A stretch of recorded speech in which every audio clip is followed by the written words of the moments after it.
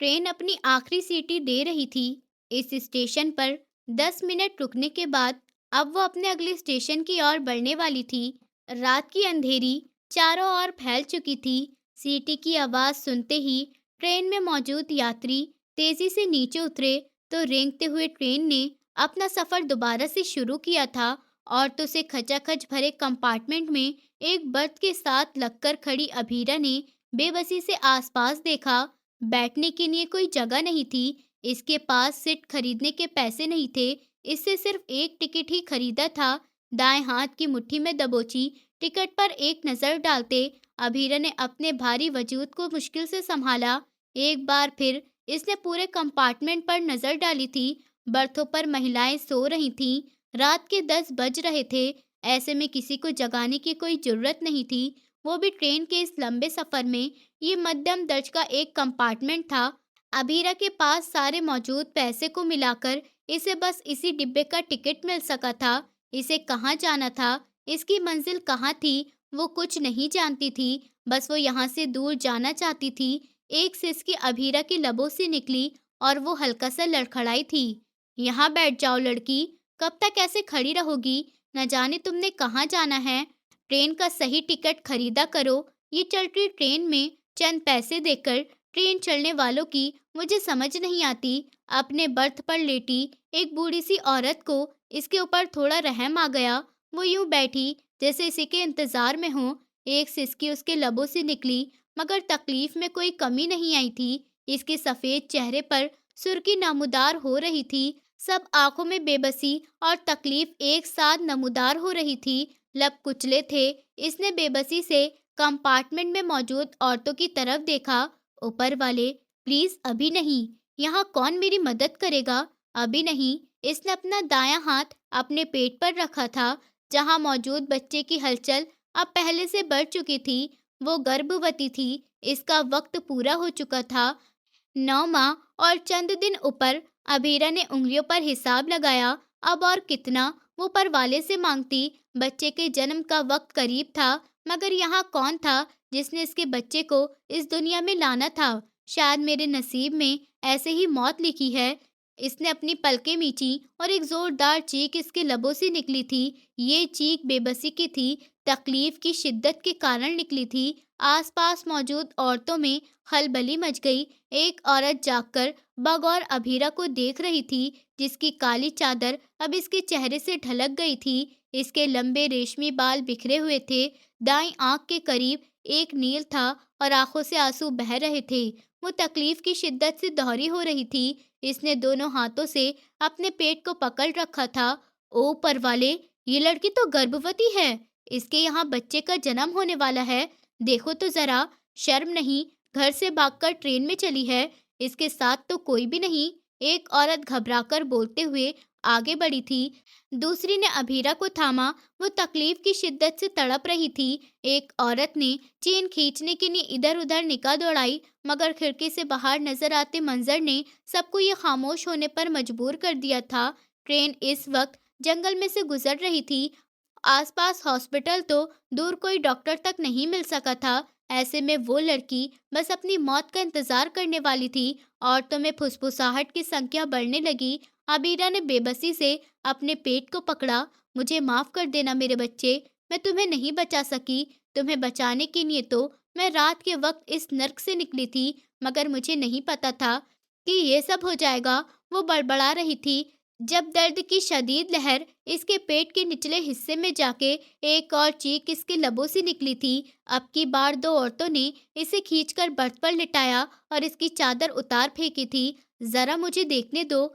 एक बूढ़ी औरत ने आगे बढ़कर इसके पेट को गौर से देखा। इसका पहला बच्चा है। इस लड़की की उम्र 20 साल से ज्यादा की नहीं। मुझे तो नहीं लगता ये नॉर्मल बच्चा पैदा कर पाएगी। लगता है आवेद है। वेद होता तो भला घर वाले निकाल नहीं देते। बूढ़ी औरत के लहजे में झुंझलाहट थी। अब क्या करें? इस वक्त तो ट्रेन में कोई आएगा भी नहीं। भला ट्रेनों में भी कोई सुविधा होती है? जो ये लड़की मुंह उठाकर इस हाल में ट्रेन में चढ़ गई। सभी इस पर इल्जाम लगा रही थी। हर किसी को इस पर गुस्सा था कि वो एक लापरवाह माँ है और दर्द अभीरा की बर्दाश्त से बाहर हो चुका था। वो चीखें जो उसके लबों से निकल रही थीं, अब एक रफ्तार से निकलने लगी। घुटी-घुटी चीखें बआवाज़ कर्राहों में बदलती तो साथ वाले कंपार्टमेंट में खिड़की की तरफ बैठे कैप्टन अंकुश ने चौंक कर आसपास देखा। मर्दों से भरा हुआ ये कंपार्टमेंट खामोश था। ये चीख पिछली तरफ के मौजूद कंपार्टमेंट से निकली थी। ट्रेन का ये डिब्बा अच्छा था। औरत, मर्द और फैमिली के लिए अलग-अलग कंपार्टमेंट बने हुए थे। इस वक्त वो मर्द वाले कंपार्टमेंट में मौजूद था। इमरजेंसी में इसे दूसरे शहर के लिए निकलना पड़ा। कोई फ्लाइट मौजूद नहीं थी और ट्रेन में भी इसे बस इसी लोकल डब्बे का टिकट मिला था। हाथ में पकड़े मोबाइल पर एक नज़र डालते वो अपने ख्यालों में गुम हुआ। मोबाइल पर 3 डॉट दिख रहे थे जिससे वो बात कर रहा था। वो अपना अगला मैसेज टाइप कर रही थी, मगर कैप्टन अंकुश को पता था इस मैसेज में भी कोई उम्मीद बढ़ाने वाली बात नहीं होगी। जब तुम आओगे तो तुमसे बात हो जाएगी, वरना मुझे कोई शौक नहीं अपनी नींद खराब करने का। मैसेज मोबाइल की स्क्रीन पर दिखा और साथ वाले कंपार्टमेंट में से एक और दर्दनाक चीख कैप्टन अंकुश के कानों में पड़ी। मोबाइल जेब में रखता हुआ एकदम अपनी जगह से उठ खड़ा हुआ था। मामला क्या था, जानना जरूरी था। बर्थों के बीच से गुजरते इसने बीच का दरवाजा बजाया। दरवाजा खोलो, कौन है अंदर, क्या हो रहा है? जहां इसकी कड़क मर्दाना आवाज पर कई मर्द जाग उठे थे। वो फौजी था, कैप्टन के पद पर था और इसकी पर्सनैलिटी ऐसी थी कि बड़े बड़ों को खामोश करवा देती थी। बीच का दरवाजा खुला तो कैप्टन अंकुश अंदर दाखिल हुआ। एक बर्थ के ऊपर लेटी अभीरा तकलीफ की शिद्दत से अब बेकाबू हुए जा रही थी। आसपास खड़ी औरतें कैप्टन अंकुश को अंदर आते देखकर 2 कदम पीछे हो गईं। साहब, ये लड़की पिछले स्टेशन पर ट्रेन में सवार हुई थी। टिकट तो है इसके पास, मगर और कोई नहीं है। इसका बच्चा होने वाला है और हम में से किसी को यहाँ बच्चा पैदा करना नहीं आता। इसका केस भी खराब है। एक औरत ने जल्दी जल्दी जानकारी कैप्टन अंकुश के हवाले की थी। कैप्टन अंकुश की आंखों में अफसोस उभरा। लड़की कौन थी? क्यों रात के वक्त ट्रेन में सवार हुई थी? इसके साथ कोई क्यों नहीं था जब वो इस हाल में थी? इन सवालों के जवाब ढूंढने का वक्त नहीं था। वो बेबस आगे बढ़ा। फौज की सख्त और कड़ी ट्रेनिंग के दौरान मरते हुए मरीज की जान बचाने की कई तरीके इनको सिखाए जाते थे। वो कुछ साल विदेश भी रहा था और विदेश की ट्रेनिंग्स में डॉक्टरी शिक्षा के साथ साथ स्त्री रोग की शिक्षा भी शामिल की जाती थी। ये शिक्षा खुशकिस्मती से इसके हिस्से में आई थी। वो जानता था दर्द से तड़प रही इस लड़की को कैसे इस तकलीफ से आज़ाद करना था। आप लोग ज़रा दूर हो जाएं, चादर या दुपट्टा जो भी है पर्दे के लिए आसपास बांध दें। मुझे ये सब आता है, मैं डिलीवरी करवा सकता हूँ। वो अत्यधिक सुकून से कहते अपनी जेब से ग्लव्स निकालकर पहन रहा था और औरतों की फुसफुसाहट ऊंची आवाजों में बदलने लगी। हाय हाय, एक मर्द इस लड़की की इज्जत मिट्टी में मिल जाएगी। लेकिन ये तो फौजी है, सुना है फौजी तो बड़े नेकदिल होते हैं। ये इज्जत वाली होती तो इस हाल में यहाँ अकेली होती। कैप्टन अंकुश ने सर हिलाया। फिलहाल फुसफुसाहट पर ध्यान देने का वक्त नहीं था। अपनी काली चादर उतारकर इसने दर्द से तड़पती इस लड़की के ऊपर उड़ा दी थी। सिर्फ चंद मिनट और बस इसने पीली पड़ती अभीरा का गाल थपथपाया। वो जो बेहोशी में जा रही थी, मुश्किल से इसने अपनी आंखें खोलकर देखा। वो 6 फुट का अत्यधिक खूबसूरत मर्द इसके ऊपर झुका हुआ था। इसके नरम हाथों के स्पर्श को वो महसूस कर सकती थी। वो नहीं जानती थी आने वाला वक्त कैसा गुजरा, कैसे इसने दर्द के कई चरणों से गुजरकर एक बच्चे को जन्म दिया। वो तो खुद को इस शख्स के हवाले कर चुकी थी जो अजनबी था, जिसकी आवाज में दया थी, जो इसे छूता था तो ऐसा लगता था इसके वजूद में मरहम रख रहा हो। कैप्टन अंकुश के निजी संबंधों की वजह से ट्रेन में मौजूद मेडिकल बैग वहां पहुंचा दिया गया था। इस मेडिकल किट में से जरूरी सामान कैप्टन अंकुश को मिल गया था। वो काम मुश्किल जरूर था, मगर अभीरा के नसीब में यही सब कुछ था। नन्हे से बच्चे को चादर में लपेटकर करीबी औरतों के हवाले करता वो पीछे हटा। अब बाकी आप लोग देख ले, लड़के की तबीयत संभल जाए तो मुझे सूचना दे देना। इसने अभीरा के पीले पड़ते चेहरे को देखा था, जहां खरोंचें बिखरे पड़ी थीं। लंबे रेशमी बाल जबरदस्ती काटे गए थे। औरतें दंग थीं। और खुद अभीरा भी ऐसा तो ना कभी देखा था ना सुना था, मगर ये सब इनके सामने हुआ था। कैप्टन अंकुश पलटकर कंपार्टमेंट से बाहर निकल गया। साथ वाले कंपार्टमेंट में भी खलबली मची हुई थी। हर कोई ट्रेन में मौजूद इस लड़की की बच्चा पैदा करने वाली स्टोरी को सुनना चाहता था, मगर कैप्टन अंकुश की एक ही आवाज पर सब खामोश होकर बैठ गए थे। वो मेरी रिश्तेदार है। अगर किसी ने दोबारा इसके बारे में सवाल किया तो मुझसे बुरा कोई नहीं होगा।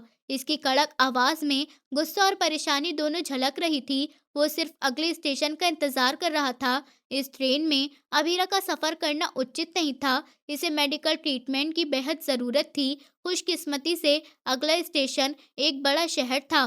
नीचे उतरने से पहले अपने पास मौजूद मोबाइल से वो एक संपर्क को फोन कर चुका था, और जिस वक्त स्टेशन पर ट्रेन रुकी, गाड़ी कैप्टन अंकुश का इंतजार कर रही थी। वो दरवाजा खोलकर औरतों वाले कंपार्टमेंट में दाखिल हुआ। वो लड़की कहाँ है? इसके पूछने पर अभीरा ने घबराकर अपनी पलकें उठाई थीं। अपने बच्चे को सीने से लगाए वो धीरे धीरे लरस रही थी। कैप्टन अंकुश की दी हुई काली शॉल इसके वजूद के गिर्द लिपटी हुई थी। वो पहले से कुछ बेहतर जरूर लग रही थी, मगर इसकी रंगत पीली पड़ रही थी। मेरे साथ आइए, आपको हॉस्पिटल की जरूरत है। इसने आगे बढ़कर धीरे से अभीरा को थामा था। कौन है आप? मैं आपके साथ क्यों जाऊं? वो मुश्किल से बोली थी। कैप्टन अंकुश ने एक उदास निगाह उसके ऊपर डाली। मैं वो हूँ जिसने कुछ देर पहले आपको और आपके बच्चे को मरने से बचाया। मैं चाहूँ तो आपके ऊपर केस भी बना सकता हूँ। रात के इस वक्त आप किन लोगों से भाग रही हैं मैं नहीं जानता। इसलिए भलाई इसमें है कि चुपचाप मेरे साथ चलिए। इसने इंतजार नहीं किया था। धीरे से दोनों बाजुओं से पकड़कर अबीरा को खड़ा कर दिया। इसके लबों से एक सिसकी निकली, मगर इससे पहले कि वो आगे कोई सवाल करती, कैप्टन अंकुश इसे पकड़कर ट्रेन से नीचे उतार चुका था। ये ट्रेन में इसका पहला सफर था और इतना बदतर था कि इसने आगे कभी ट्रेन में सफर करने से तौबा कर ली थी। स्टेशन के बाहर मौजूद इसके आदमी की गाड़ी इनका इंतजार कर रही थी। जिस वक्त अभीरा इस गाड़ी की पिछली सीट पर बैठी, इसकी आंखों से दो टुक आंसू बिखर गए थे। ये सब क्यों कर रहे हैं आप मेरे लिए? आप मुझे जानते तक नहीं हैं। कौन है? अब वो मुश्किल से बोली थी। आगे मौजूद ड्राइवर के साथ सीट पर बैठे कैप्टन अंकुश ने मुड़कर देखा। तुम मुझे एक मसीहा समझो, इसके अलावा और कुछ नहीं। मैं तुम्हारी कहानी बाद में सुन लूंगा। फिलहाल मेरे पास वक्त नहीं है। अत्यधिक कड़वाहट से कहते इसने अभीरा को खामोश रहने का कहा था। गाड़ी कुछ वक्त के बाद एक बड़े अस्पताल के सामने रुकी। अभीरा को स्ट्रेचर पर डालकर अंदर ले जाया गया। कुछ देर बाद वो स्पेशल डॉक्टरों की निगरानी में थी। कोई परेशानी नहीं हुई। आपने एक अच्छे नागरिक का सबूत दिया। डॉक्टर कैप्टन अंकुश को बधाई दे रहे थे। सुबह के वक्त वो एक बार फिर सफर में थी। अब की बार वो इसे अपने घर ले जा रहा था। मेरे घर में मेरी पत्नी है और मेरा बेटा भी। तुम वहाँ सुरक्षित होगी। तुम्हारी कहानी क्या है वहाँ पहुंचकर मुझे सुना देना। मैं तुम्हारे घर वालों को तलाश कर लूंगा। इसने एक बार फिर अत्यधिक सुकून से जानकारी दी थी। अभीरा का शरीर कांप उठा। घर वाले? कौन से घर वाले जिन्होंने इस हाल में अकेला छोड़ दिया था? अभीरा की नजर अपनी गोद में लेटे इस नन्हे वजूद पर पड़ी। वो बेटा था, गुलाबी गालों वाला नन्हा सा बच्चा। उसकी दौलत, उसकी जिंदगी। गाड़ी अनजान रास्तों पर दौड़ रही थी। अबीरा ने थककर आंखें बंद की। एक ही रात में जिंदगी क्या से क्या हो गई थी, और वो भी एक अजनबी के हाथों। वो भरोसा ना करती तो और क्या करती, और कोई चारा नहीं था इसके पास। इस बड़े शहर से दूर पंजाब के एक छोटे से कस्बे में ईंटों से बने इस छोटे से घर में इस वक्त एक कहर बरपा था। अरे देखो तो, ये लड़की आधी रात को कहाँ घर से भाग गई। मुंह काला करवा दिया हम सबका इसने। उर्मिला जी चिल्ला चिल्ला कर रो रही थी। वो अभी अभी अपने कमरे से जाकर निकली थी। इन्हें 100% उम्मीद थी कि इनकी बहू ने हमेशा की तरह लस्सी बना ली होगी, नाश्ते का तमाम सामान तैयार कर रखा होगा, और जैसे वो कमरे से निकलेंगी वो किसी मशीन की तरह गरम गरम पराठे अपनी सास के लिए बनाने लगेगी, और जवाब में वो हमेशा की तरह चार कोसने इसे देकर अपने बेटे की मौत का जिम्मेदार ठहराएंगी। वो अभीरा की सास थी, मगर आज घर में अभीरा नहीं थी। इसका स्टोर जैसा कमरा भी खाली पड़ा था। हाय हाय, कहीं घर से भाग तो नहीं गई? जरा जाके देख, मेरा जेवर और पैसे तो नहीं ले गई? उर्मिला जी ने अपनी अभीरा हम उम्र बेटी को कमरे की सफाई देते हुए कहा। वो कपकपाते हुए थोड़ी देर बाद वापस आई। नहीं माँ, आपका सामान तो वैसे का वैसा ही पड़ा है। भाभी अपना सामान ले गई। उर्मिला जी का रोना एक बार फिर चरम पर पहुंच गया। अंदर कमरे में पड़े कार्तिक ने घबराकर आंखें खोली। वो दिन चढ़े तक सोने का आदी था, मगर आज माँ ने उसकी नींद में खलल डाल दिया था। क्या मुसीबत है माँ? क्यों सुबह सुबह मर्दों को जगा रही हो? वो उंगड़ाइयां लेता आलसी से बाहर निकला। उर्मिला जी ने एक नजर अपने बेटे पर डाली, जो 28 बरस का होने वाला था। अभी तक न किसी काम पर लगा था और ना ही इसका कोई इरादा था। बस सारा दिन घर में पड़ी चरपाइये तोड़ने और आधी आधी रात तक घर से बाहर आवारा घूमने के अलावा इसके पास और कोई व्यवस्था नहीं थी। अबीरा घर से भाग गई थी। तेरी भाभी पहले तेरे भाई को मारकर निकल गई और अब घर से भागकर हमारा मुंह काला कर दिया है। खानदान बिरादरी वाले मुझे गालियां देंगे। न जाने मेरे नसीब में क्या है। हाय मेरा जवान बेटा, न जाने इस मनहूस से क्यों शादी की थी। जबकि अंगड़ाइयां लेते कार्तिक के हाथ बेजान होकर नीचे गिर पड़े। अबीरा घर से भाग गई। इसकी निगाहों में उलझन सी उभरी। कहीं इसने किसी को कुछ बता तो नहीं दिया? इसने घबराकर माँ और बहन की तरफ देखा, जो बेजार अंदाज में सिर्फ एक हाथ से भागने का मातम कर रही थी। उसमें इतनी जुर्रत नहीं थी कि किसी को कुछ बता दे। कार्तिक ने अपनी शर्ट की आस्तीन ठीक की, जहां अभीरा के नाखूनों के निशान साफ थे। अपने आप को बचाने के लिए वो हमेशा इससे विरोध करती थी। इस 20 वर्ष की लड़की और 28 वर्ष के जवान आदमी के बीच मुकाबला था ही कितना। कहाँ जाएगी भागकर? उससे इतने बड़े पेट के साथ 4 गलियां भी नहीं भाग सकेगी तू। फिक्र मत कर, ढूंढता हूँ मैं इसे। ये रोना पीटना बंद करो। खामखा सबको बता रही है कि हमारी भाभी घर से भाग गई हैं। वो जेब से फोन निकालकर कोई नंबर डायल करने लगा था और लोगों से भी इसका उठना बैठना तो था ही। इसे पता था वो जहाँ कहीं भी छुपी है वो इसे निकलवा लेगा और अब की बार वो इसके ऊपर कोई रहम नहीं करेगा। फोन पर अभीरा का हुलिया बताते उसने फोन बंद करके माँ को देखा। मैंने तो पहले ही कहा था वो इस लायक नहीं है कि भैया से इसकी शादी करो। वो ऊंची आवाज में बोलते आखिर में बड़बड़ाया था। कहाँ आयुष भाई और कहाँ अभीरा? दूध मलाई जैसी दिखने वाली सुर्ख लब, काली आंखें और लंबे बाल, जिन्हें बेबस थामने का जी चाहता था। इसका मरमरी वजूद याद करते ही कार्तिक के लबों में पानी भर आया। हजार बार कोशिश के बावजूद वो इससे फायदा नहीं उठा सका था और ये बात की हर रात इस कमरे में जाकर इसे परेशान जरूर करता था। कल रात की तो बात थी जब वो अचानक माँ के सोने के बाद इसके स्टोर रूम में जा धमका था। टूटे दरवाजे की टूटी हुई कुंडी जैसे तैसे अड़ाकर लेटी थी। एकदम हड़बड़ाकर उठ बैठी। सब आंखों में खौफ उमड़ आया था। बड़ी जल्दी है सोने की। कितनी बार कहा है कि अगर स्टोर रूम की इस चरपाई पर तुझे नींद नहीं आती तो मेरे कमरे में आकर सो जाया कर। भला माँ को क्या एतराज होगा? सुबह सवेरे उठकर वापस आ जाया कर। वो मतलबी अंदाज में कहता स्टोर के अंदर दाखिल हुआ था। अबीरा की रूह तक कांप गई। देवर की नीयत गंदी थी। पति की मौत के बाद कुछ और ज्यादा बुरी हो गई। ये बात इसने भाप ली थी, मगर न जाने कैसे ऊपर वाला इस तक आज तक बचाता आया था। यहाँ से बाहर चले जाओ। तुम्हें क्या काम है? जो भी काम है मुझे बता दो, मैं कर देती हूँ। वो कांप कर स्टोर की दीवार के साथ लगी थी। अपने पीछे कार्तिक ने स्टोर का दरवाजा बंद किया। काम तो बहुत सारे हैं, पर तू करती नहीं। बोला भी है माँ सारा दिन तुझे जानवर बनाकर काम करवाती हैं। जरा सा मेरा दिल खुश कर दे तो बदले में जो मांगेगी वो दूंगा। नए कपड़े, नए जूते और हाँ पैसे भी। तेरा बच्चा होने वाला है ना? अब तक माँ ने तुझे दवाई के पैसे भी नहीं दिए हैं। वो धीरे चलता इसके करीब आया। अबीरा का दिल चाहा दीवार तोड़कर दूसरी तरफ निकल जाए। ना मालूम ये शख्स इससे परेशान क्यों करता था। मैं तुम्हारी भाभी हूँ, तुम्हारे मरे हुए भाई की बीवी हूँ। कुछ शर्म करो। वो तड़प कर रो दी थी। कार्तिक के चेहरे पर बेसब्री उभरी। बस भी कर दो इस मरे हुए शख्स का शोक मनाना। मैं जिंदा सलामत हूँ, सामने खड़ा हूँ। जवान भरपूर मर्द तेरा दिल नहीं चाहता। किसी मर्द की करीबी के लिए वो बेबाक हुआ था। आगे बढ़कर इसने अभीरा की गर्दन में हाथ डालना चाहा, मगर वो एकदम इसे धकेलते इसके बाजू पर खरोंचे बना गई थी। कार्तिक की आंखों में खून उतरा। तेरी तो हाथ चलाती है, जानती है ना मैं जबरदस्ती भी कर सकता हूँ। इस घर में कोई रोकने वाला नहीं है मुझे। कार्तिक ने इसके बालों की चुटिया को दाएं हाथ में जकड़कर इसे एक झटका दिया। अबीरा की आंखों में आंसू उतरने इसने बेबसी से पलकें मींच ली। पेट के निचले हिस्से में दर्द की एक तेज लहर उठी थी।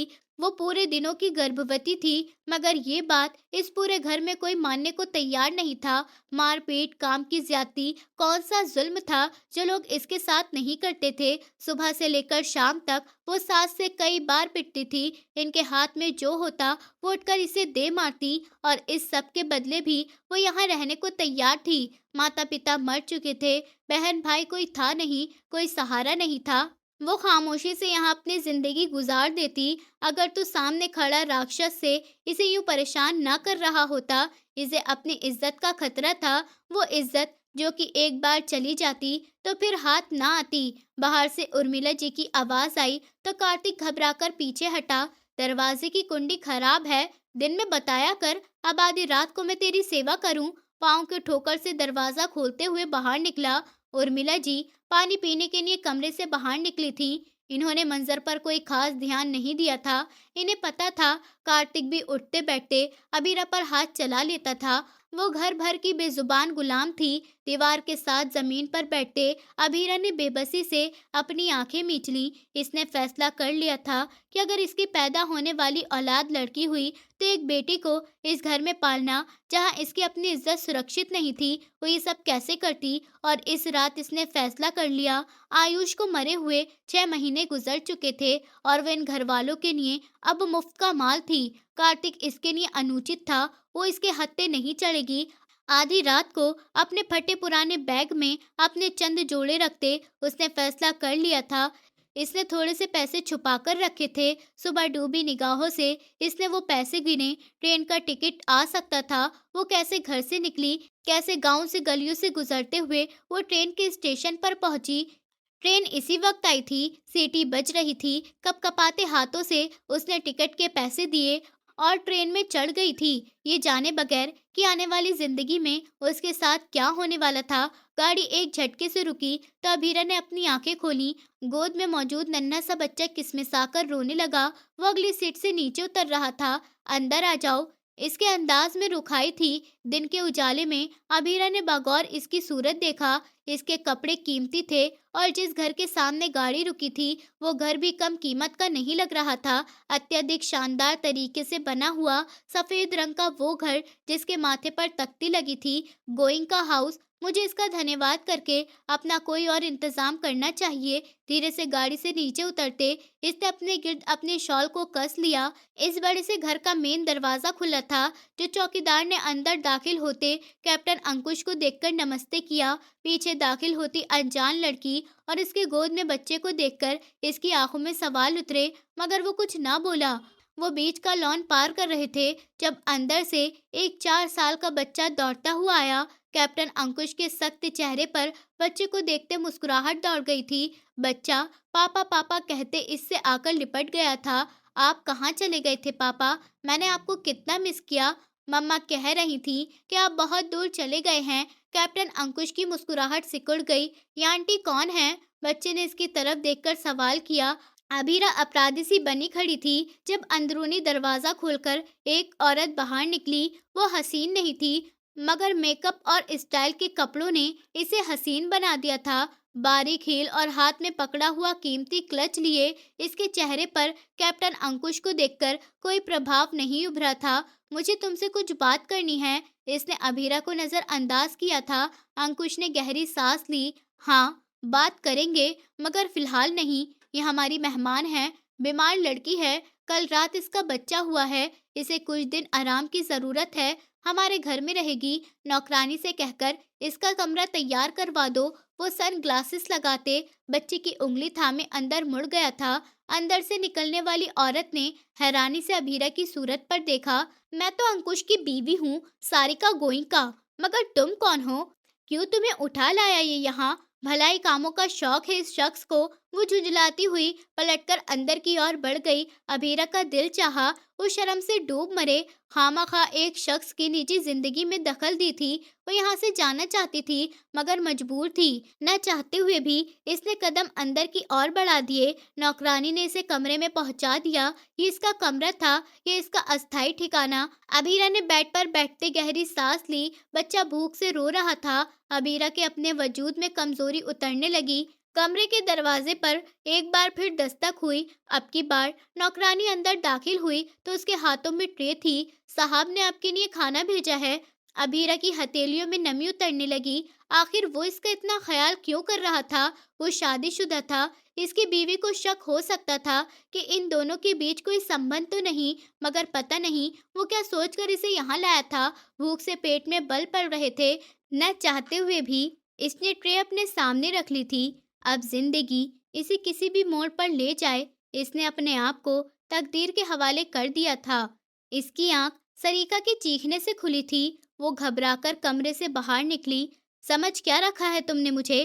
पागल लगती हूँ क्या? एक जवान जहाँ लड़की को उठाकर घर ले आए हो और इसकी सेवा करने के लिए नौकरानी को मजबूर कर रहे हो। सब समझती हूँ मैं। तुम्हारी ये चालाकियाँ, माशूका है न तुम्हारी। और ये जो बच्चा है ये भी तुम्हारा होगा। अभीरा के कानों के पर्दे तक सुरग पड़ गए। सरीका के इस इल्जाम पर सामने खड़े अंकुश ने अपने माथे पर हाथ फेरा था। जबान संभाल कर बात करो सारिका। क्या हो गया है तुम्हें? मैं तुम्हें रात में बता चुका हूँ कि वो मुझे ट्रेन में मिली थी। मैं इसके बारे में जांच करवा रहा हूँ। जैसे मुझे पता लगेगा वो कौन है, कहाँ से आई है, मैं इसे वापस भिजवा दूंगा। वो सफाई देने वाले अंदाज में बोला था। दरवाजे पर खड़ी अभीरा सिकुड़कर रह गई। वापस इस घर में जहाँ इसकी इज्जत सुरक्षित नहीं थी, वो अब तो इसके पास एक नन्ही सी जान भी थी। इसकी आंखों में पानी उतरा था। मैं कुछ नहीं जानती। तुम्हें जो भी करना है जल्दी करो। और मैंने 1000 दफा कहा है कि अपने जाहिल रिश्तेदारों को घर में खाने पर मत बुलाया करो। कर दिया तुमने फिर अपने बहन भाई को डिनर पर इनवाइट। तुमसे मिलने के बहाने तशरीफ ला रही हैं आज, जैसे एक हफ्ते बाद तुम्हें ड्यूटी पर नहीं, कहीं को खाफ चले जाना। भाई से मिलने इसलिए आ रही हैं वो। अपनी नंदों की नकल उतार कर बोली थी। अंकुश के चेहरे पर सख्ती फैली। वो न जाने किस कदर खुद पर काबू पाए हुए था। वो मुंह फेर गया। तुम अपने कमरे में चली जाओ सरिका। बेहतर यही है कि तुम मुझसे इस बारे में कोई बात ना करो। मैं नौकरानी से कह दूंगा, इनका खाना तैयार कर देगी। तुम्हें मेहनत करने की कोई ज़रूरत नहीं है। बस इनके सामने अपना मुंह ठीक रखना। मगर उसकी किसी बात का सारिका को कोई परवाह नहीं थी। पैर पटकते हुए वो पलटकर अपने कमरे में चली गई थी। मगर जाने से पहले इसने जहर भरी निगाह अपने कमरे के दरवाजे पर खड़ी अभीरा पर डालना नहीं भूली थी। वो अपनी जगह चोर सी बन गई। नौकरानी ने रात इसे एक साफ सुथरा सलवार कुर्ता ला दिया जिसे नहाकर बदल लिया था। लगातार सफर और रात अपनी डिलीवरी के बाद से इसने कपड़े बदले ही नहीं थे।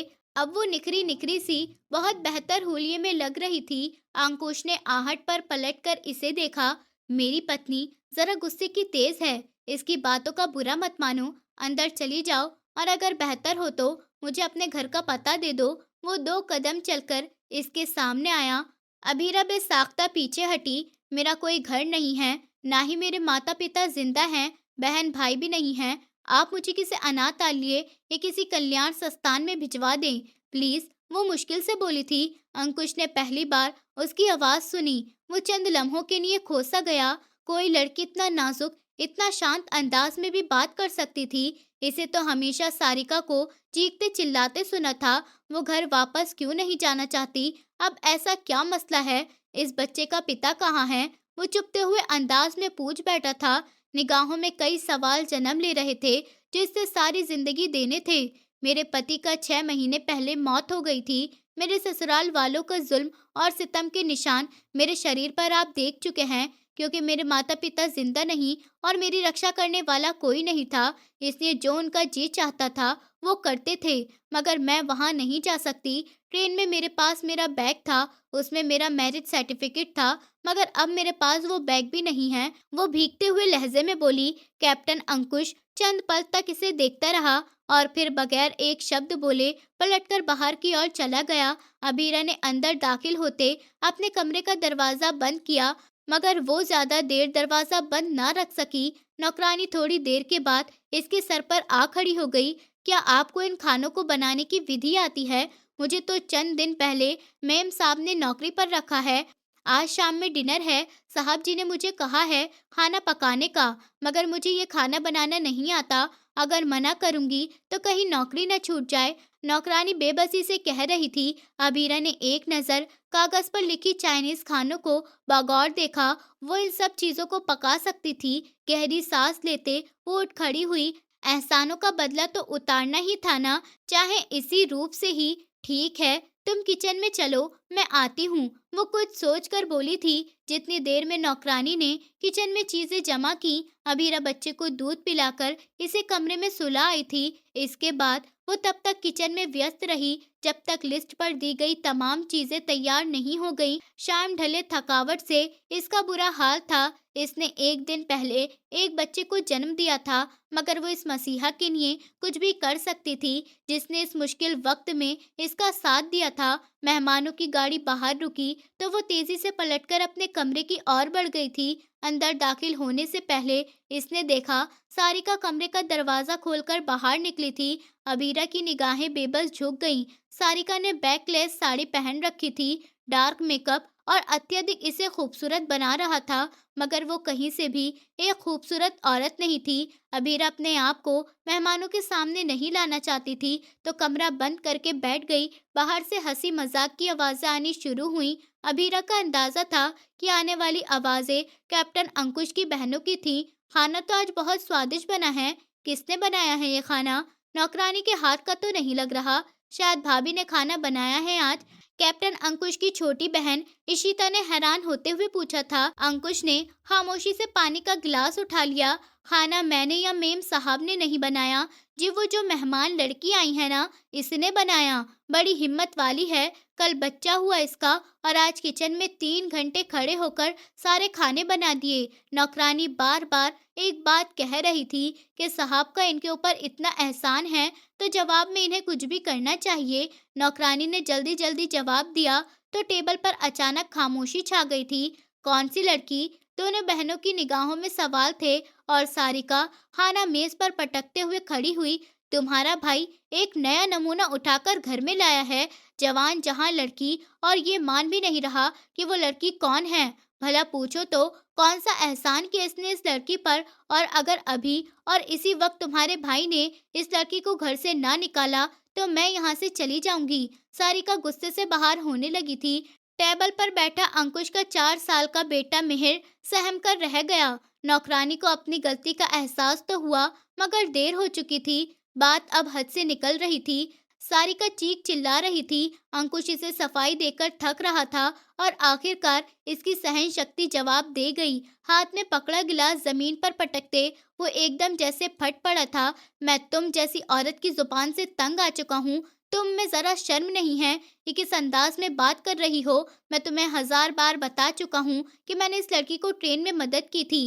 वो अपने ससुराल वालों की सताई हुई है और तुम हो कि उल्टा मुझ पर शक किए जा रही हो। मुझे अगर किसी को अपनाना ही होता तो शादी के पहले साल अपना लेता। तुम जैसी बदजुबान औरत के साथ मैं गुजारा सिर्फ अपने बच्चे की वजह से कर रहा हूँ, और अब मुझे तुम्हें वजह देने का शौक नहीं है। तुम्हें यहाँ रहना है तो रहो, नहीं तो निकल जाओ यहाँ से। वो कड़वे अंदाज में कहता पलटकर अपने कमरे की ओर बढ़ गया। सारिका ने टेबल पर पड़ी हुई चीजें उठाकर फेंकनी शुरू कर दी थी। दोनों बहनें अपनी जगह चोर सी बन गई। जानती थीं भाभी के गुस्से के सामने इनकी एक नहीं चलती। मगर कमरे में बंद मेहमान कौन थी? दोनों इससे मिलना चाहती थी, मगर इससे पहले ही अंकुश इन्हें वापस छोड़ आया। सारिका का दिमाग खराब हो गया। फिलहाल तुम दोनों के लिए अपने घर जाओ। मजबूर लड़की है। मैंने अपने संपर्क से इस्तेमाल करके पता लगवा लिया है। वाकई इसके ससुराल वाले इसके ऊपर बहुत जुल्म सितम करते थे, इसलिए मैं इसे वापस नहीं भेज रहा। अंकुश ने दो टक अंदाज में अपनी बहन को जानकारी दी थी। वो खामोशी से पलट गई। सारिका न जाने रात के किस वक्त तक चिल्लाती रही और आखिरकार नींद की दवा खाकर सो गई थी। अबीरा को अंदाजा भी नहीं था कि आखिर वो औरत इतनी उत्तेजित क्यों थी। इसका एक प्यार करने वाला पति था, एक 4 साल का बेटा था, रुपए पैसे थे, जिंदगी हर तरह से परफेक्ट थी। मगर ना मालूम क्यों इससे सारिका और अंकुश के बीच कोई बंधन नजर नहीं आ रहा था। वो अपने कमरे में जो बंद हुई तो अगली दोपहर तक बाहर ना निकली। कमरे की खिड़की से इसे कैप्टन अंकुश अपनी गाड़ी में बैठकर कहीं जाता हुआ दिखाई दिया। डर के मारे इसने खिड़की के पर्दे ही बराबर कर दिए कि कहीं सारिका इसे खिड़की में से झांकता ना पाले।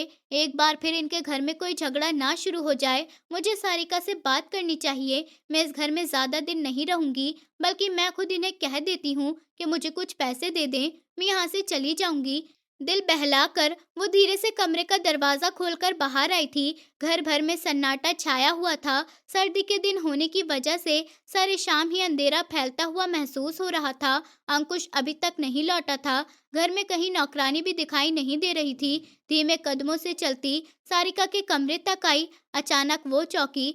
इसे अंदर से सारिका की दबी दबी हंसी की आवाज सुनाई दे रही थी। अबीरा का हाथ दरवाजे के ताले पर चमसा गया। जितना इसे अंदाजा था, अंकुश अभी तक वापस नहीं आया था। शायद सारिका किसी से फोन पर बात कर रही हो। धीरे से दस्तक देकर इसने दरवाजा खोला और अंदर जो मंजर नजर आया, इसने अबीरा को लड़खड़ाकर 2 कदम पीछे हटने पर मजबूर कर दिया। अंदर सारिका मौजूद थी, बिस्तर पर लेटी, और इसके पहलू में एक अजनबी शख्स बैठा था। जवान आदमी जिसने सिर्फ एक ट्राउजर पहन रखा था। शर्टलेस इसके वजूद को देखते अबीरा घबराकर मुड़ी। आई एम सॉरी, मुझे बगैर बताए नहीं आना चाहिए था। मगर अंदर मौजूद सारिका का रंग पीला पड़ चुका था। वो रंगे हाथों पकड़ी गई थी और अपने प्रेमी के साथ, यकीनन ये शख्स जो यहाँ इस हाल में सारिका के साथ मौजूद था, इसके साथ सारिका के कुछ अलग प्रकार के संबंध जो किसी औरत के सिर्फ इसके पति के साथ होते हैं। अबीरा बच्ची नहीं जो इन बातों को समझा न करती। वह अनजाने में गवाह बन गई थी। कपकपाते कदमों से वो तेजी से पलटकर वापस अपने कमरे में आ गई थी। इसे नहीं पता था अब इसके साथ क्या होने वाला था। कमरे में कई चक्कर काटने के बाद इसने फैसला कर लिया था कि वो अब यहाँ नहीं रहेगी। कैप्टन अंकुश की बीवी से धोखा दे रही थी और वो उसकी गवाह बन गई थी। मुझे यहाँ नहीं रहना चाहिए। चादर अपने गिर्द लपेटते इसने बेड पर लेटे बच्चे को उठाया। जब धड़ की आवाज से दरवाजा खुला, सुर्ख चेहरा लिए सारिका अंदर दाखिल हुई थी। तुम्हारी इतनी हिम्मत कि मुंह उठाकर मेरे कमरे में दाखिल हो जाओ, मैं तुम्हारी आंखें निकाल दूंगी। क्या देखा है तुमने? हाँ बताओ, किसने रखा है तुमने मेरी जासूसी पर? तुम्हारे इस प्रेमी ने ना, जिसे तुम अपना मसीहा मान रही हो। वो एकदम दहाड़ती हुई इस पर झपटी थी। अबीरा को अपनी सांस लेना मुश्किल हुआ। मेरा ऐसा कोई इरादा नहीं था, वो सब कुछ संयोग से हुआ।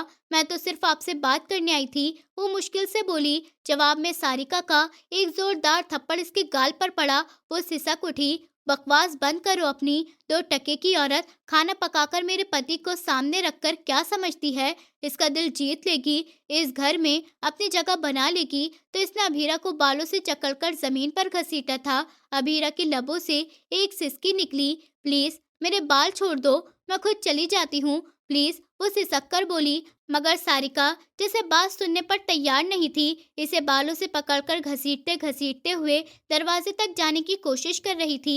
अबीरा की आंखों से आंसू बहने लगे। मुझे आपकी निजी जिंदगी में दखल नहीं देना, वो तड़प कर बोली थी। सारिका ने एक पल के लिए सोचा और एक झटके से इसे जमीन पर वापस पटका था। उठा अपना बच्चा और निकल यहाँ से, और अगर जुबान खोली मेरे पति के आगे तो मुझसे बुरा कोई नहीं होगा। दुनिया के किसी कोने पर तुझे सुकून से नहीं रहने दूंगी। आई समझ? वह अपनी हालत के बल करार रही थी।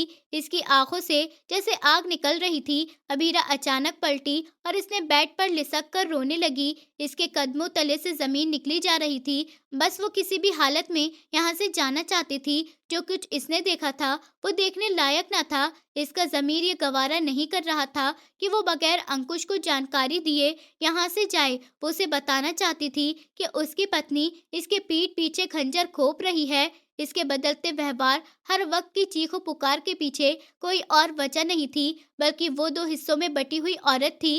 वो किसी और मर्द के साथ संबंध में थी। इसे तो अपने पति को खुश नहीं रख सकती थी, मगर इसके पास ना तो समय था और ना ही इतनी हैसियत। सुन, निकल यहाँ से, जानबूझकर वक्त जाया कर रही है ताकि तेरा प्रेमी आ जाए। सारिका एक बार फिर दहाड़ी थी। अब की बार इसने अभीरा को बाजू से पकड़कर घसीटते हुए कमरे से बाहर निकाला। वो चुपचाप किसी बेजान लाश की तरह इसके पीछे पीछे घसीटती चली गई। घर का मेन दरवाजा खोलकर इसने अभीरा को सामने सड़क पर फेंका था। आज के बाद इस घर के आसपास अपनी शक्ल भी मत दिखाना। हो गई जितनी दया करनी थी। तुम जैसे भिखारियों के लिए नहीं आए, घूमकर अपनी शक्ल नफरत से कहती, सारिका ने अंदर पलटकर दरवाजा बंद कर लिया था। इसका बॉयफ्रेंड अंदर था या चला गया था, अबीरा अंदाजा ना कर सकी। वो तो खुद लुटी पुटी अंदाज में सड़क पर से उठ रही थी। बच्चे को इसने सीने से लगा रखा था। खुद इसकी कोहनी और घुटने पर खराशी हुई थी। तकलीफ से इसके लबों से सिसकी निकल रही थी। उसके जख्म बस उसके साथ थे, और थे भी ऐसे कि खत्म होने का नाम नहीं ले रहे थे। अब मैं कहाँ जाऊं? मेरे पास तो कोई ठिकाना भी नहीं। अपनी चादर को खुद पर लपेट के वो मुश्किल से उठ खड़ी हुई। आंखों के आगे अंधेरा छाने लगा, मगर कुछ तो करना था। वो इस घर वालों को आगे मुसीबत में नहीं डालना चाहती थी। शाम के साय अब गहरी रात में बदलने लगे थे। अबीरा को डर सा महसूस हुआ। रात गहरे होने से पहले इसे किसी सुरक्षित आश्रय तक पहुंचना ही था। ये घर शहर की आबादी से जरा हटकर था, इसलिए आसपास कोई और घर बना हुआ नजर नहीं आ रहा था, बल्कि इसी घर के दोनों तरफ में बड़े क्षेत्र पर खाली फैला हुआ था। शायद ये जगह कैप्टन अंकुश को सरकार की ओर से अवांटेड कर दी गई थी, इसलिए इतनी बड़ी और सुंदर जगह थी। लड़खड़ाते कदमों से वो सड़क के एक तरफ चलने लगी। न जाने वो कितनी देर तक चलती रही। दिमाग में बस यही सोचती कि कोई नेक इंसान मिल जाए, कोई रिक्शा वाला, कोई टैक्सी वाला, जिसे किसी अनाथालय तक पहुंचा दे। इसके पास एक फूटी कौड़ी भी ना थी। चलते चलते वो शहरी सीमा में दाखिल हो गई। नन्हा सा बच्चा भूख के कारण रोने लगा था, मगर अभीरा के पास इसे दूध पिलाने तक का वक्त न था। डर के मारे इसकी हालत खराब हो रही थी। आसपास गाड़ियां चलती हुई दिखाई दे रही थीं। ऊंची ऊंची इमारतों की रोशनियां भी नजर आ रही थीं, मगर वो किस पर भरोसा करती? हर चेहरा अविश्वसनीय महसूस हो रहा था। जब भी इसे यूं महसूस हुआ कि कोई इसे संदेह से घूर रहा है, अपनी चादर को खुद पर लपेटती अभीरा ने पलटकर देखा। सामने नजर आती एक पंचर शॉप के सामने एक नौजवान सा लड़का खड़ा था। चेहरे मोहरे से आवारा सा दिखाई देने वाला लड़का, जो बड़ी देर से बगौर अभीरा को देख रहा था। वो झुरझुरी लेकर पलटी और तेज कदमों से दूसरी सड़क में चलने लगी, मगर कदमों की आहट इससे अपने पीछे सुनाई दी गई थी। कहाँ जाना है आपको बहन? आप मुसीबत में मालूम होती हैं। मुझे अपना मददगार समझें, मैं आपको वंचित जगह पर पहुंचा दूंगा। पीछे से नरम सी आवाज आई। तबीरा चौंक कर पलटी। वही नौजवान पीछे खड़ा था। अबीरा की आंखों में से आंसू आने लगे। नहीं, तुम जाओ, मैं खुद ही चली जाऊंगी, वो तड़कती से कहती पलटी। मगर नौजवान 2 कदम आगे आया। रात का वक्त है। इस वक्त अगर किसी ने आपको जबरदस्ती अपनी गाड़ी में बिठा लिया तो आप कुछ नहीं कर सकेंगी। आपके पास छोटा सा बच्चा है। आजकल बच्चों के अपहरण होने की घटनाएं भी बढ़ रही हैं। मुझे बताएं, आपको कहाँ जाना है? मैं आपको वहां पहुंचा दूंगा। मुझे अपना भाई समझें। लड़के ने इतनी विस्तार अंदाज में बात की कि अभीरा को न चाहते हुए भी इसकी बात पर यकीन करना पड़ा। मुंह लटका हुआ था, मगर बच्चे के अपहरण वाली बात ने इसे डराकर रख दिया था। मुझे अनाथ आलय तक छोड़ दो प्लीज। मेरी दुनिया में कोई नहीं है। मैं तुम्हारा ये एहसान कभी नहीं भूलूंगी। मेरे पास देने के लिए पैसे नहीं हैं। वो रो पड़ने के करीब थी। लड़की की निगाहों में सहानुभूति नजर आई। इसने पास से गुजरते हुए रिक्शे को हाथ देकर रोका। आप रिक्शा में बैठे, मैं आपको अनाथालय में छोड़ देता हूँ। अबीरा को यकीन आया कि इसकी मुश्किल इतनी आसानी से हल हो सकती थी। ऊपर वाले को धन्यवाद करती हुई जल्दी से रिक्शे में बैठ गई। लड़का आगे ड्राइवर की बराबर में बैठा था।